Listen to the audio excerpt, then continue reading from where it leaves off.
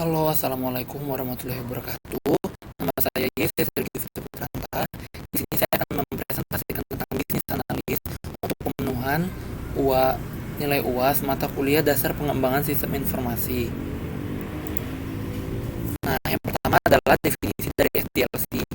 Definisi dari SDLC adalah siklus yang digunakan dalam pembuatan atau pengembangan sistem informasi yang bertujuan untuk menyelesaikan masalah secara efektif. Fungsi dari SDLC yang pertama adalah sarana komunikasi antara tim pengembang dengan pemegang kepentingan. Yang kedua ada membagi peranan dan tanggung jawab yang jelas antara pengembang, desainer, analis bisnis, dan manajer proyek. Dan yang ketiga adalah memberikan gambaran input dan output yang jelas dari satu tahap menuju tahap selanjutnya.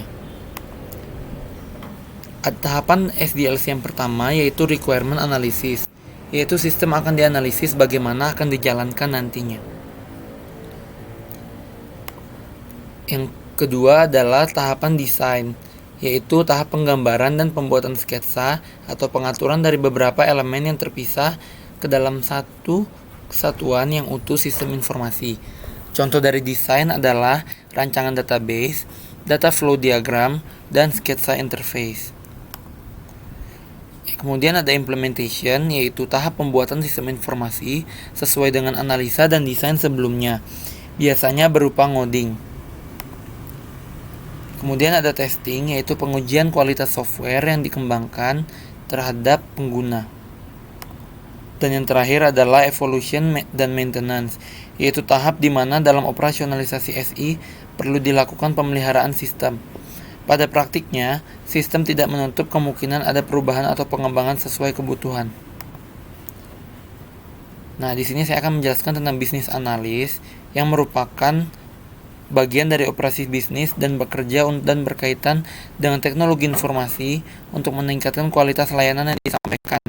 Tugas dari bisnis analis yaitu merekomendasikan solusi yang memungkinkan organisasi untuk mencapai tujuannya, memahami struktur operasi dan kebijakan perusahaan, kemudian yang terakhir menyelesaikan masalah bisnis dengan bantuan teknologi. Bisnis analis bekerja sama dengan sistem analis serta programmer untuk mengembangkan perangkat lunak. Berikut adalah tahapan yang harus dilaksanakan oleh bisnis analis dalam mengembangkan perangkat lunak, yaitu initiation, planning, executing, monitoring, dan controlling, serta closing. Dalam tahap initiation, bisnis analis bertanggung jawab sebagai berikut. Dalam tahap planning, bisnis analis bertanggung jawab sebagai berikut. Dalam tahap executing, bisnis analis bertanggung jawab sebagai berikut.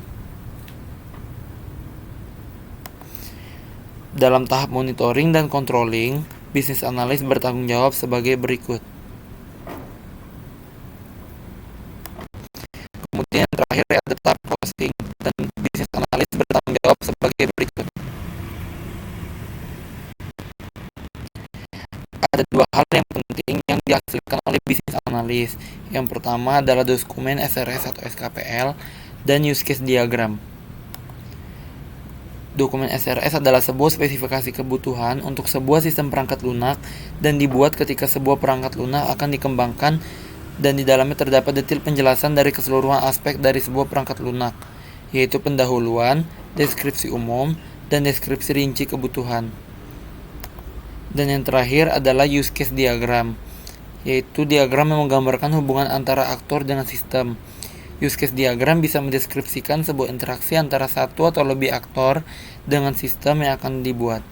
Sekian penjelasan dari saya, kurang lebihnya mohon maaf. Wassalamualaikum warahmatullahi wabarakatuh.